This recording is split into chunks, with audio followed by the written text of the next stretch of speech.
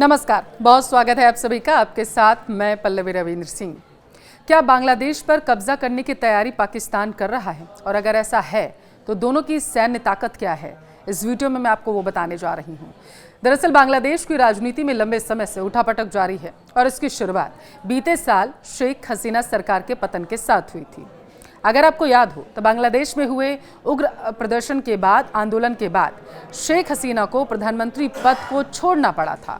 उन्हें जान बचाने के लिए भारत में शरण लेनी पड़ी थी, अपना ही देश उनको छोड़ना पड़ गया था।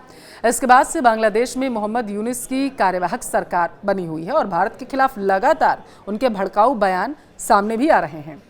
हालांकि अब मोहम्मद यूनुस और बांग्लादेश आर्मी के बीच सब कुछ ठीक नहीं चल रहा है, असमंजस की स्थिति बनी हुई है। माना यह जा रहा है कि यह तनाव बड़े राजनीतिक घटनाक्रम की वजह भी बन सकता है।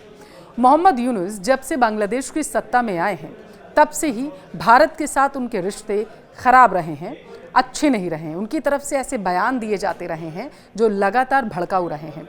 सबसे कट्टर दुश्मन पाकिस्तान के साथ बांग्लादेश की नज़दीकी इस दौरान बढ़ती नजर आई थी।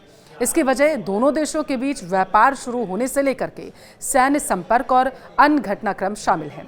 अब ऐसे में सवाल ये है कि क्या पाकिस्तान फिर से बांग्लादेश पर अपना कब्जा कर सकता है? दोनों देशों की आर्मी में कितनी ताकत है, आइए आपको वो समझाते हैं। भारत की आज़ादी के बाद बांग्लादेश कभी पाकिस्तान का हिस्सा हुआ करता था, तब इसे पूर्वी पाकिस्तान कहा जाता था।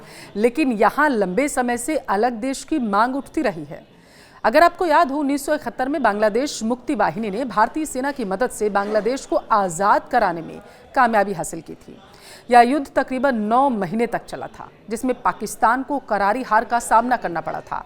पाकिस्तान से अलग होने के बाद इस देश को अंतर्राष्ट्रीय स्तर पर भी मान्यता मिल गई थी।